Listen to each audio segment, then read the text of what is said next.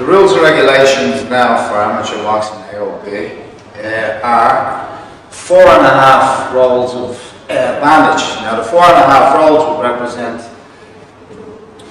5 centimeters in width, okay, by 10 meters long. So the total length of bandage we're allowed to use for a pair of hands are 45 meters. So the gauze itself is like so, okay, not elasticated. So that's the bandage. The tape is 2.5 centimeter by 10 meter. There are many different types, so again, we as AIBA will make recommendations as to the best type of tape that you can buy. Basically, that's it there. Now, between the fingers, it's essential that we have some type of zinc oxide tape between the fingers. Again, the same rule will apply. However, there has been an exception made to the rule where we can use 1.25 centimeter zinc oxide tape, but it needs to be pinched between the fingers so it's no wider than 5 millimeters. That's important. Also with shears, the scissors. Okay, so these are really, really important. It's not a sharp pointed scissors. As you can see, there's a blunt end on it. Shorter top, longer bottom. They're called shears scissors. Okay, they're used obviously in medical, nurse scissors sometimes they're called. But basically, remember, if you're traveling through airports from the actual axis, which means this part, to the point, it cannot be longer than 3 centimeters or 30 millimeters. So remember that. So a smaller version of this, and you'll get that through the airport if you carry the kit with you. No problem. Okay. Lastly, commissioning wraps. It's so important to have yourself a marker. It doesn't really matter what type. You're marking off the bandage, commissioning the bandage. If you are on the WSB, sometimes it's required, the opposite team may be asked to sign off their opponent's hand wraps. So it's important that you have a marker. So for commissioning purposes. Okay, to contain all of that, it's a good idea to have some sort of system so that you don't have it in a loose plastic bag or it's disorganized. So when you go to apply the wrap, basically it's important to have a system. Okay, and if you have something like this, a compartmental bag, you can store everything you need in it from, for the outside of the gloves, 5 centimeter red zinc oxide tape and blue for opposing corner, and all your bits and pieces from bandage, tape, etc. Obviously your scissors here, etc. Now I don't even have to look into that bag to know where the equipment is. I know exactly in each compartment where I hold each item. So very important for containing. So have a system always. When you're hand wrapping on a chair like so, a plastic chair or wooden chair, it's so important to pad out this area for the wrist. Because of the carpal tunnel, you may irritate this area, which could cause pain or numbness or various other, promote poor circulation in the hand. So it's so important to pad out the corners with a piece of towel. So if I can have your hand now. So the foot is totally comfortable. He's not reaching and there's no pressure down on the wrist or hand. So here we go. So what I'm going to do is ask the fighter from this position to spread our hands, the finger. And what we're going to start with is the first roll of bandage. So from here, pin it with your thumb.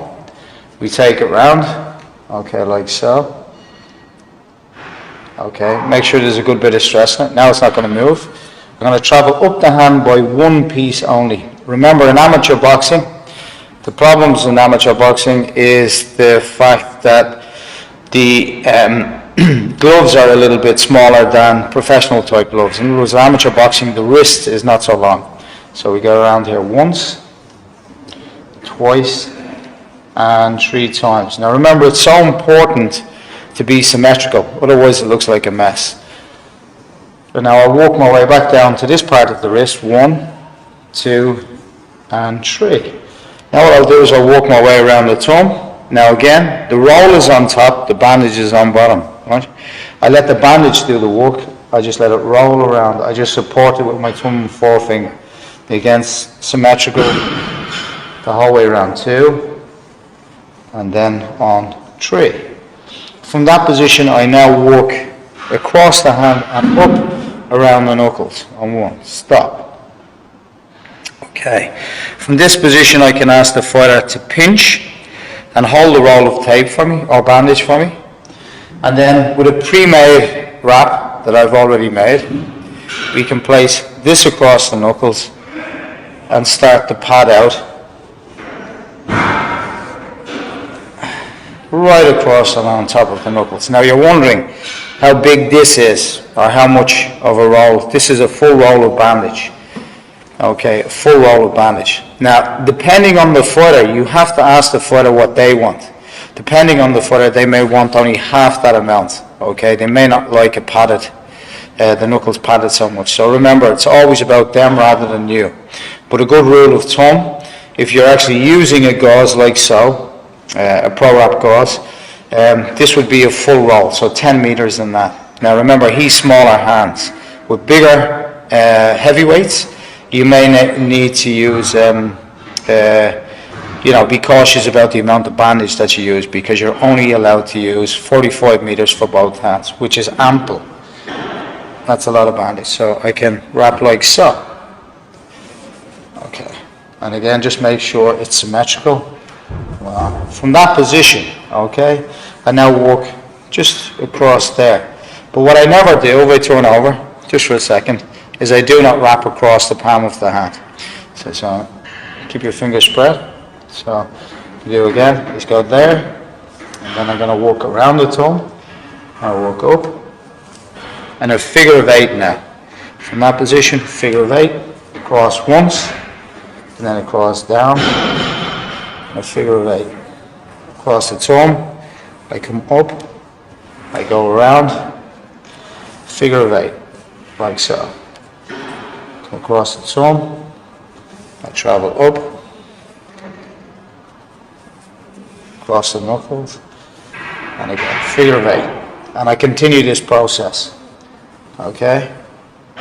Now you don't have to use all of the bandage. Remember, this is a 10-meter roll. Okay, but the key parts to wrap on a hand are the wrist, the thumb, and the knuckles. Okay. So again, just down again. 1. Again, walking in the same symmetrical system of figures of 8. Right here, across the palm. And now I start walking down and around into the hand, like so.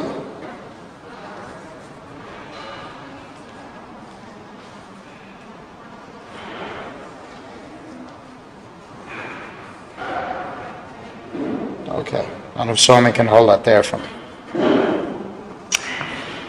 Now we're going to apply the zinc oxide tape, 2.5 centimeter by 10 meters in length. I'm going to start in this position. Now, you need to completely wrap the bandage. Okay, some footers don't like the feel of tape on the hair on the hand, so be sensitive to that. I know that's tough, guys, but still be sensitive to that. Wrap in one ring or circles, and the reason you do that, only place one. If I consistently wrap the whole way up and I make a mistake here, if it's too tight, I have to take it all back off again. So just one complete circle. So I overlap the last one by half, like so, and I finish in exactly the same place every time. Okay.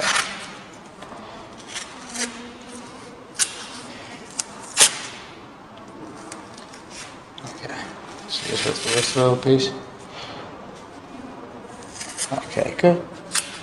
So, if we turn the hand now sideways, now if you have air bubbles as such, you can just use this.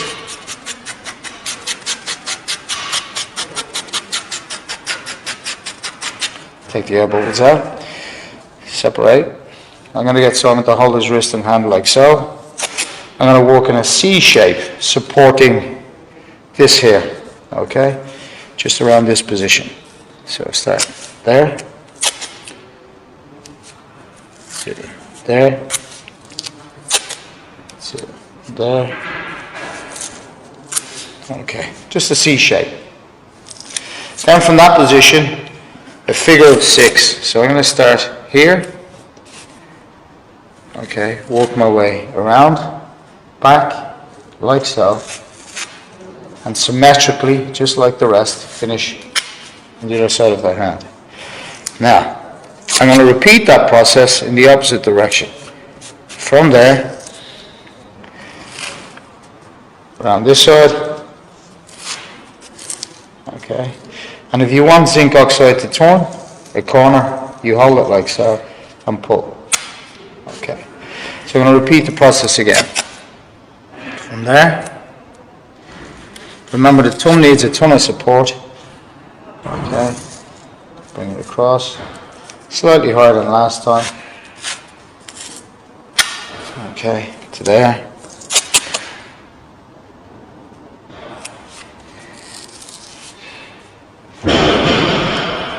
Okay, like so.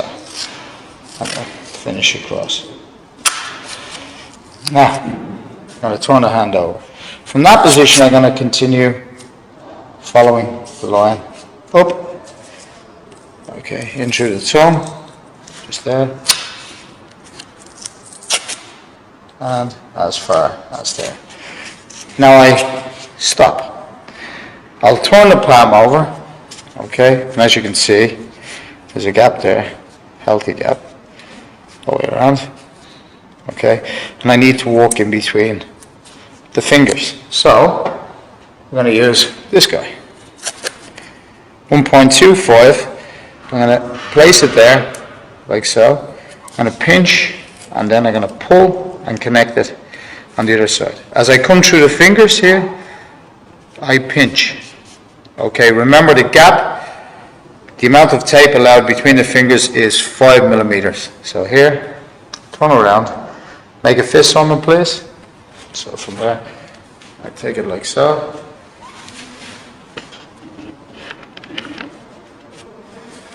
I roll it just there.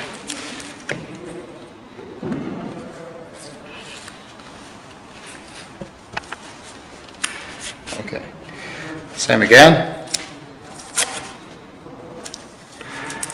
Pinch through, hold it. Turn it over, make a fist. Lift it up and under, like so. And to that. Now, once I've got this on, okay, as you can see, there's now a bar being created, just there. Palm is good. Now what I need to do is finish off the wrap. So I go back to here. I need to anchor that off. Okay, like so. Okay. I walk in continuous lines, up, symmetrically finishing in the same place every time. Up there. Now what I do is I walk from here, just for a sec, the outside of this bone, just down here, to the inside of this knuckle, so diagonally. Okay, so keep the fist.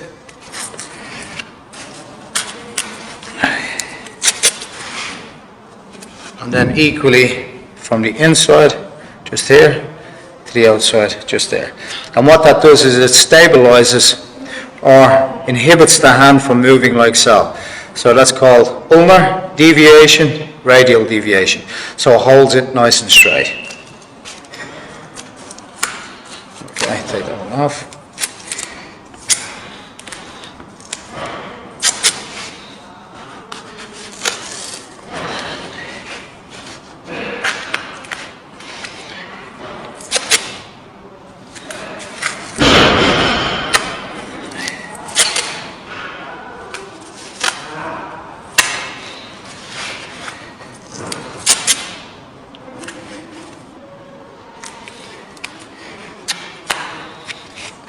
So, 2-3 times, more than enough. Okay, like so. And then I'll finish off the wrap from the bottom, possibly in full or half strips. So 1. Remember, you can use the whole 10-meter roll. Not necessary, but you can. 2.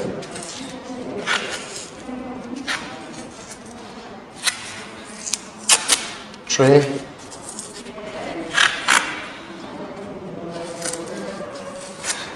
Okay. Symmetrically finishing in same line.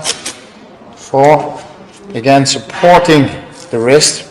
Make sure this area here where those two lines are supported. 4 sets of bones here, 4 sets of bones there, in total 8 in the wrist. So it's so important that you just turn it over there. Thank you. Support those guys, bring it back over. Stop there. And then in half circles over the hand from that position. So kind of finish there. Kind of finish there. Finish there. Finish. Turn the hand over. And I'm going to put one line across the bar. Now, get them to spread their hand as wide as possible. Okay. If you need to assist with that, place your fingers in like so. Okay. Place your hands. Just get it in on the bar. Okay. Turn your hand over. Make a fist strong. And the reason we do that is to make sure that we don't cut the circulation in the hand. Circulation off in the hand. So, before we cut, we just smooth it all out. Okay, so you can clearly see. So I'm going to turn this open and I'm going to cut away the waste. Okay, which is this. So you're going to cut down here. I'm cutting into there, from here, and around. So what I'll do is take away some of the waste, a little bit. Because my mother was a tailor, it's important. Okay, I'll take away some of the strips. Okay. And keep the pan nice and open. Now, from that position, okay, roll back this, make a fist. You can clearly see, like so. And then just pat it out. Now obviously if there's a bruise on the knuckle, okay, or the thumb is sprained or the wrist is sprained, the last thing I'd be doing if there's a bruise on the knuckle is slapping the hand. Okay, so you have to be nice to the foot. So we commission.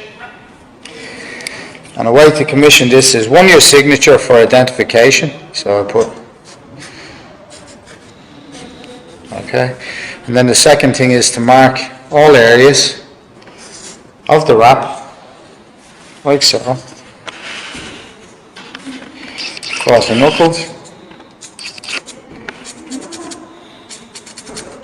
Okay, turn it over, across here. Okay, and then across the bar. And that's a commissioned hand wrap. So this is specifically, if asked to commission, if you're in the WSB and you're asked to commission the opposing team's wraps, that's one of the best ways to do it.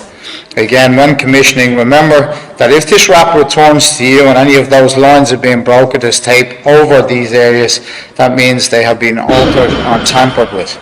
Okay, and that's a hand wrap.